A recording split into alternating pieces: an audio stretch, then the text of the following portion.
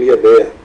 The Attorney General's office, which at that time was responsible also for criminal prosecutions, appealed.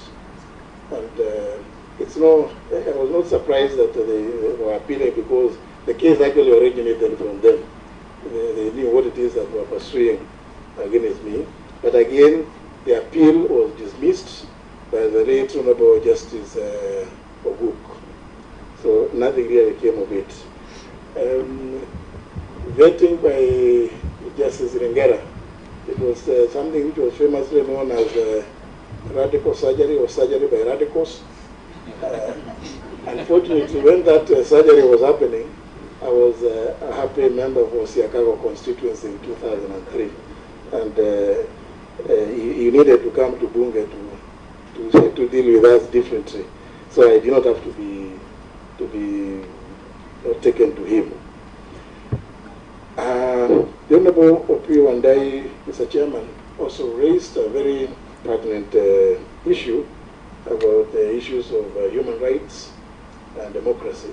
And as you know, if you look at the functions of the Attorney General, one of it is to advise the government on the issue of human rights. In fact, the Department of Justice within the Attorney General's office specifically deals with that issue of advising government on matters of human rights and democracy. And therefore, you can expect that there will be robust engagement with the various arms and various actors. Remember, one of the reports that the President has to deliver to Parliament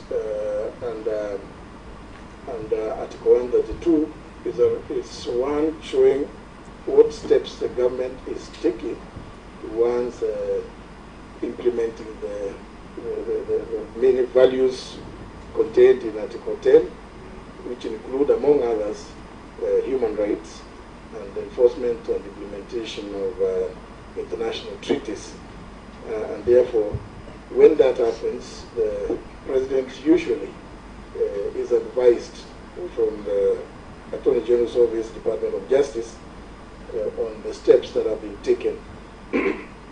But to go further, it's also to inform the committee that if you look at Article 59 on the establishment of the Kenya National Commission on Human Rights, one of the issues that commission is charged with is the enforcement of issues to do with human rights. And through it's an independent commission, that commission works in close cooperation with the Office of the Attorney General with regard to matters to do with human rights and democracy. There's a question about Mr. Oduor Onwe about a position I took in regard to some demonstration that was happening in the university. I can inform the committee that that was approximately 41 years ago.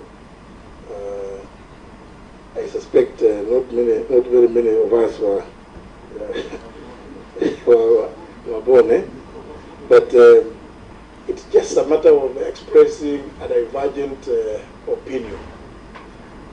There had been no formal body at the university since the proscribing of the Nairobi University Students' Union, NUSO.